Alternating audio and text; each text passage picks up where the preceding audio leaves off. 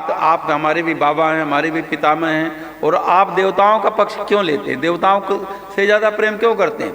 कहा देखो देवता बुद्धिमान अधिक हैं, इसलिए हम उनसे प्रेम करते हैं। तो कहा कौन कहता है कि देवता अधिक बुद्धिमान है? अब देखिए यही मूर्खता है, बड़े की बात काट दी ना। कौन कहता है कि देवता बड़े बुद्धिमान है? कहा देखो समय आने पर बताएंगे। कुछ दिनों के बाद में ब्रह्मा जी ने दोनों को निमंत्रण दिया, देवताओं को निमंत्रण दिया कि ब्रह्मलोक में तुम्हारा भोजन है। अब ब्रह्मलोक तो नित्य अमृत है, वहाँ भोजन इत्यादि की लीला तो लीला ही है। कहा आपका भोजन है, तो देवताओं को आमंत्रित किया, असुरों को भी आमंत्रित किया, दोनों पक्ष पहुँच गए। तो ब्रह्मा जी ने एक दिव्य स्थान की रचना की, वहाँ स्वयं विराजमान हो गए, उनके वहाँ सेविक सेविकाएँ जो थीं। कहा भाई सबको बैठाओ, कौन पहले भोजन करेगा? कहा हम लोग शत्रु हैं, साथ में बैठ के नहीं खाएंगे। कहा कौन पहले करे? तो असुर बोले महाराज ये पूछने की बात है, आप खुद जानते हैं कि हम आपके पुत्र मरीच के पुत्र कश्यप के बड़े बेटे, हम पहले खाएंगे। अच्छा बैठ जाओ। तो देखिए असुर लोग भोजन करने के लिए बैठ गए। सुवर्ण के पात्र में, सोने के पात्र में पायस, पायस माने खीर, खीर परोस दी गई, दिव्य खीर, ब्रह्मलोक की खीर।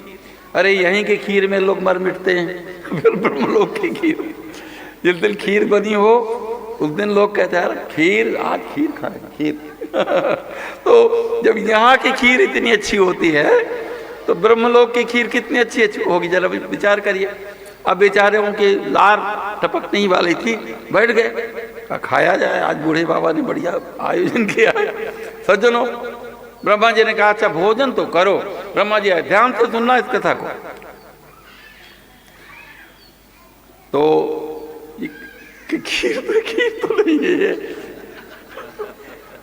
क्या है? खीर है क्या? बड़ी विचित्र बात। क्षमा कीजिए, हमें हंसी आ जाती, भगवान की लीला है, हम भी मस्त हो जाते हैं।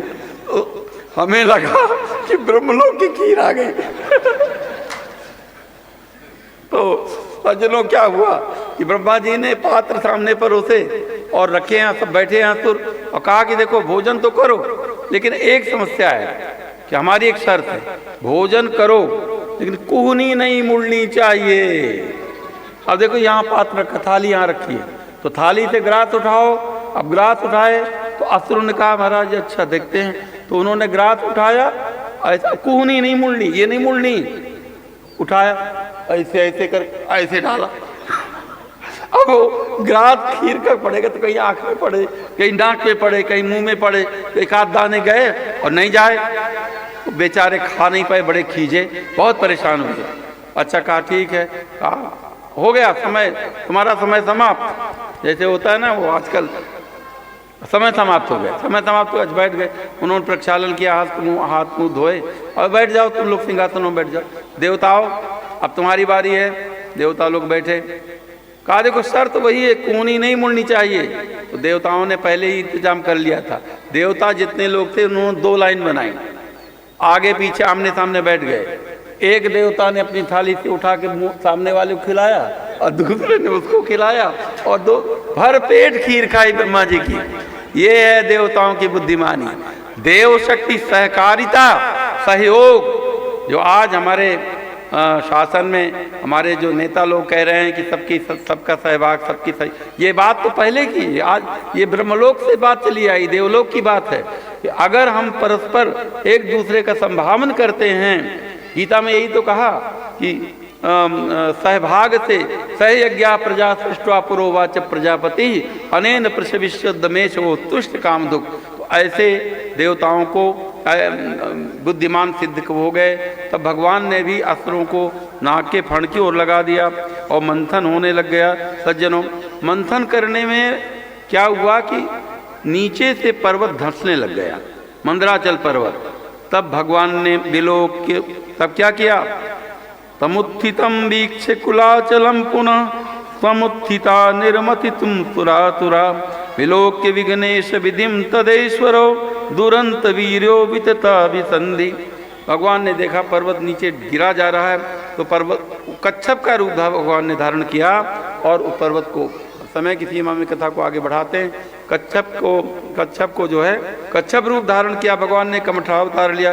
बोले कच्छप स्वरूप भगवान की जय। पर्वत को ऊपर धारण कर लिया, ऊपर से भी हिलने लग गया तो भगवान 100 भुजाएं बना करके उसको संभाल करके और मंथन कार्य आरंभ हुआ।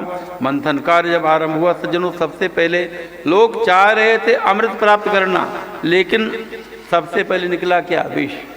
कोई भी अच्छा कार्य आप करेंगे तो सबसे पहले फल नहीं मिलेगा, पहले विष मिलेगा, निंदा मिलेगी, आलोचना मिलेगी। पहले अगर निंदा आलोचना से आप डर गए तो काम समाप्त हो गया। सज्जनों, तब क्या हुआ? विष निकला। तो विष को जो है किसको दिया जाए? तो निर्मथ्यमाना दुदधेरभूत विषम महोलबणम हाल हलाग्रता।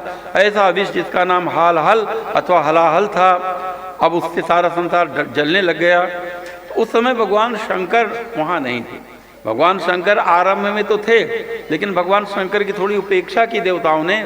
कभी कभी बड़े लोगों की उपेक्षा कर देते हैं नवयुवक लोग, तो भगवान शंकर अपने कैलाश चले आए।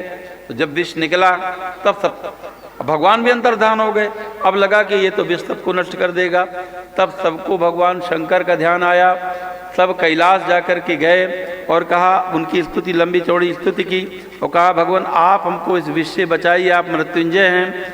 तब भगवान ने कहा, देखो मैं तो बचा लेता, लेकिन मैं गृहस्थ आदमी हूँ, मेरी पत्नी यहाँ विराजमान है। इन देवी सती देवी से अगर आप पूछिए, क्योंकि आप जो है किसी कोई सामान लेने जाते हैं तब भी पति कोई महंगा सामान किसी को उधार देता है या देता है तो अपनी पत्नी से परामर्श करता है। वो आप तो बहुत बड़ी मांग लेके आए हैं कि विष खिलाने आए हैं, मुझे विष पिलाने आए हैं, अगर मुझको कुछ हो गया तो किसका नुकसान होगा? तो सती देवी का। तो पहले हमारी सती देवी से पूछा जाए, अब भगवान आप ही हमारे प्राण बचाइए। तो एव मां मंत्र भगवान भवानी विश्व भावना तद्विषम। तब कहा, देवी देखिए, कुशल व्यक्ति जो होता है अपनी वाणी से वातावरण को बदल देता है।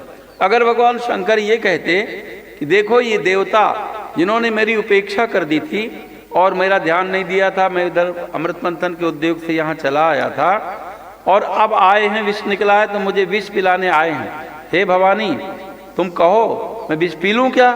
तो भगवती कदाचित नहीं पीने देती। जैसे किसी पति के घर में किसी